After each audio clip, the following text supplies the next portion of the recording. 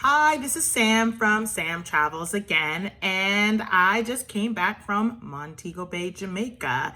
So I'm here to talk with you about my experience at the airport and tell you about the process, what it was like, especially during these crazy times. Please like this video and please subscribe to my channel, and also head on over to Instagram and follow me at Sam Travels again. That's my Instagram handle where you can see more travel content.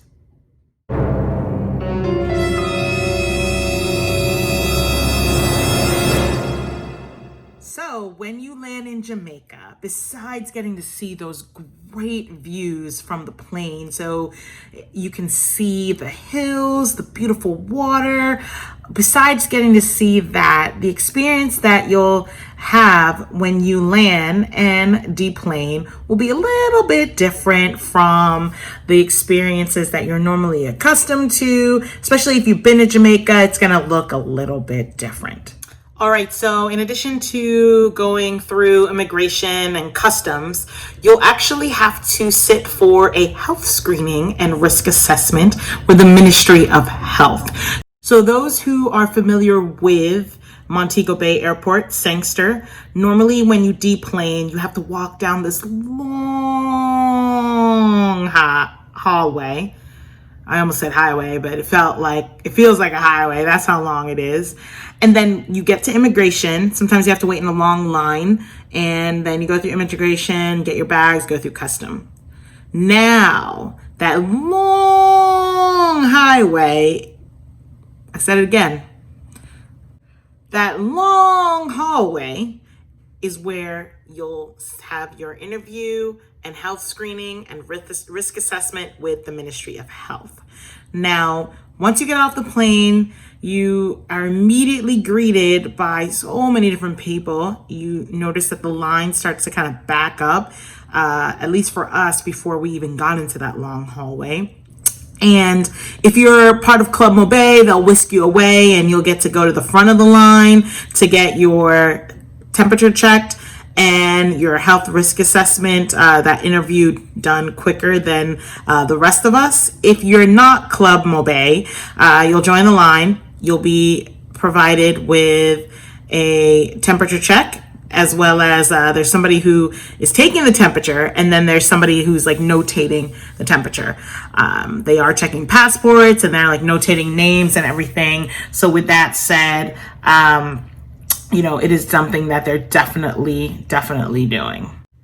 All right, so as you're lining up, there are Ministry of Health officials there kind of talking you through the process. Those are the Ministry of Health officials, in addition to the folks taking the temperatures and notating the temperature.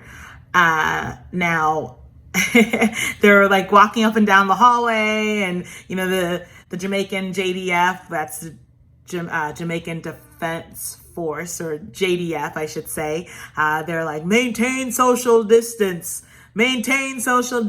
Welcome to Jamaica. So they're kind of reminding you to still maintain distance from your people, so on and so forth. And with that said, once you do get your temperature check, you actually are given I'm going to show you something. It's backwards, but I'll scan it so you can see it. You're actually given the temperature with your number on it. And then you're required to wait in line for your health assessment.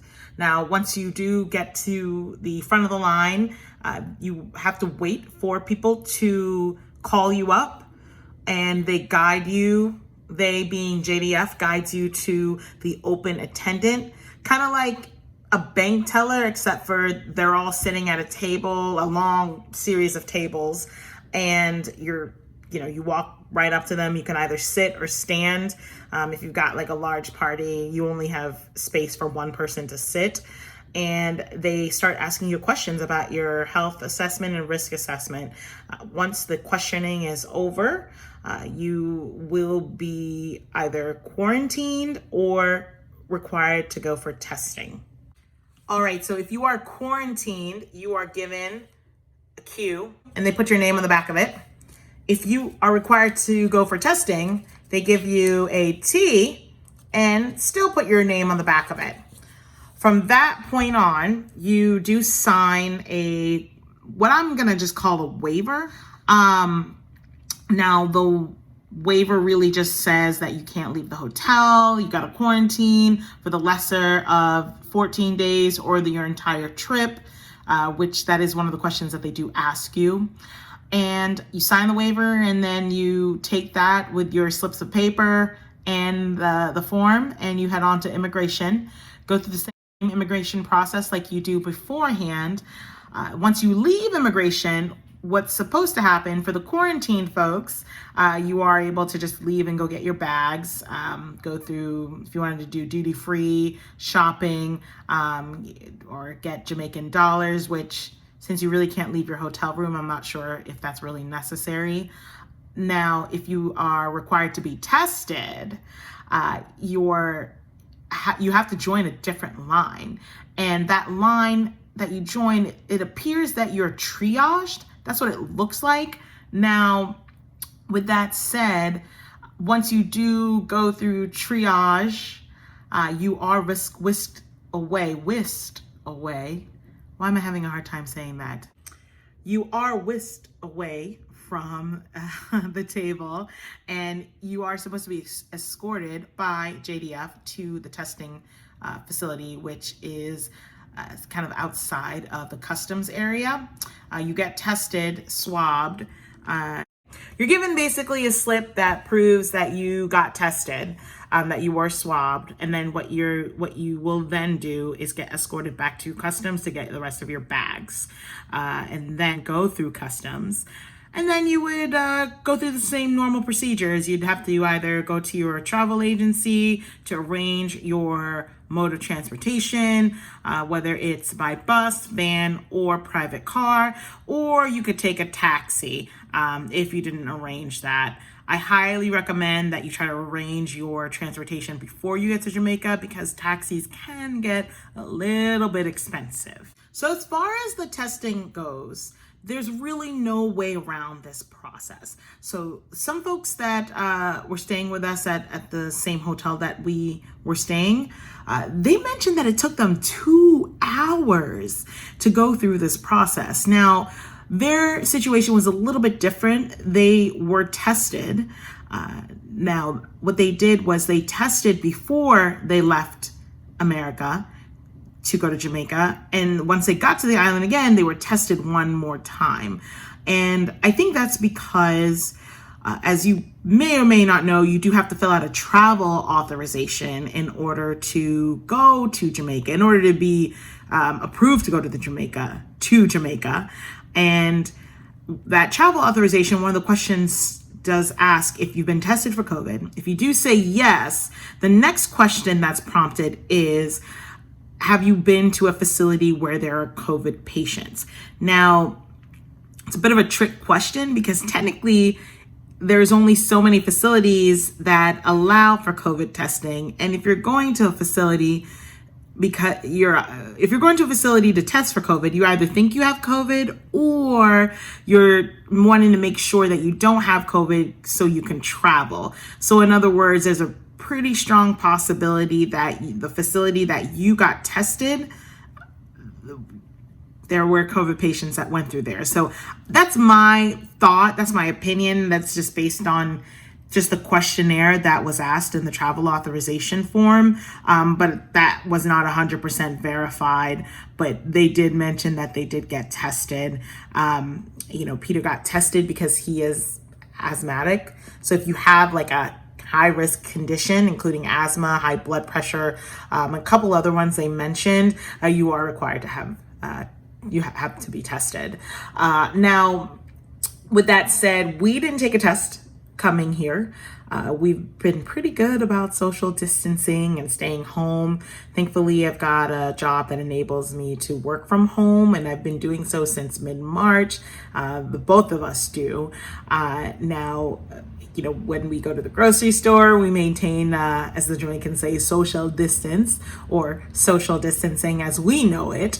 And we're pretty obsessive about it. We walk with our hand sanitizer, not like the mini ones, but like the big bottle. And I have a pretty big purse. So We refer to the hand sanitation process or hand sanitizing as dollop. So give me a dollop. Boop. Matter of fact, here's my Perel. You're gonna laugh. Give me dollop. It's literally what we do all the time. So I even dollop my credit cards. I have no shame about it. I want to make sure that I don't get this thing. So we've done our part to certainly make sure that we can maintain social distancing and be clean and that sort of thing.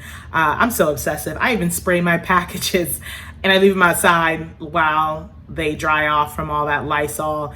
I wash my groceries, whether they get delivered or whether I pick them up. Anytime I touch a foreign surface that's like not been hand cleaned by me, oh yeah, I got that dollop.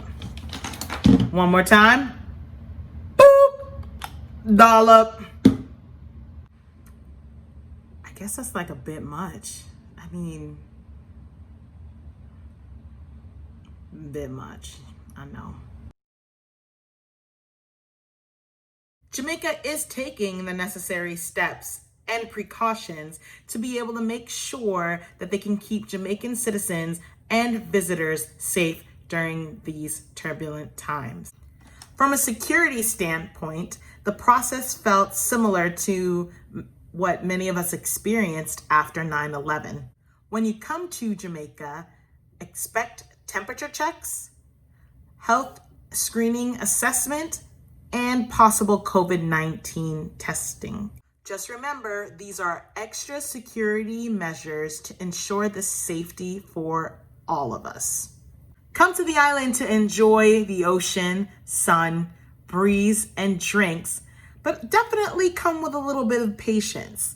Since Jamaica is ensuring the safety and health and welfare for all of us, you'll find that Jamaica is still trying to keep everything irie. This is Sam with Sam Travels Again. Please subscribe to my channel and head on over to my Instagram. Follow me at Sam Travels Again for more travel content. Stay safe, everyone.